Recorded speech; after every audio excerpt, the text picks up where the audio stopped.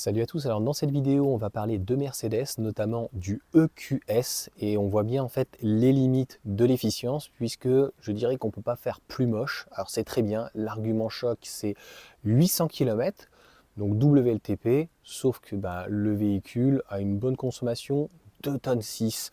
C'est moche, c'est lourd, c'est peut-être performant grâce à l'électrique, mais alors franchement, je ne vois pas à quoi ça sert. 120 000 euros de mémoire, on est sur une batterie de 112 kWh. Pour moi, c'est des choses en fait concrètement qui devraient être interdites. Avec ce type de véhicule, au final, on est capable de faire deux véhicules. Et je dirais qu'une EQS, si elle était réellement efficiente, une batterie de 60 kWh, 70 kWh suffirait largement. Qu'est-ce qu'on va foutre 112 kWh là-dedans? Quelle est l'utilité en fait d'avoir 800 km de toute façon, comme si on allait faire 800 km d'une traite? Donc, pour moi, il n'y a rien qui va.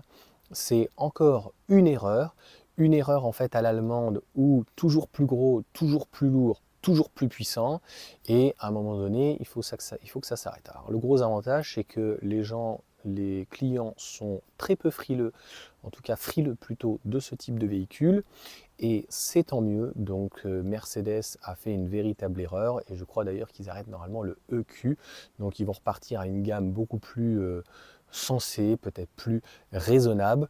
C'est là où on voit honnêtement que l'autonomie c'est bien, l'efficience c'est bien, mais finalement ce véhicule, comme je viens de dire, franchement il est moche, il est laid, il lui reste que pardon, le standard, je vais m'étouffer, le standard finalement de chez Mercedes à l'intérieur. Mais pour le reste, franchement, triste. Voilà. Je voulais faire une vidéo très très rapide pour dire ce que j'en pense. C'est l'étendard, hein, c'est la classe S de l'époque où il y avait des gros V6, V8, je ne sais pas s'il n'y avait pas des V12 aussi, des V12 essence, V6, V8 diesel. Donc, est-ce que ça te fait rêver?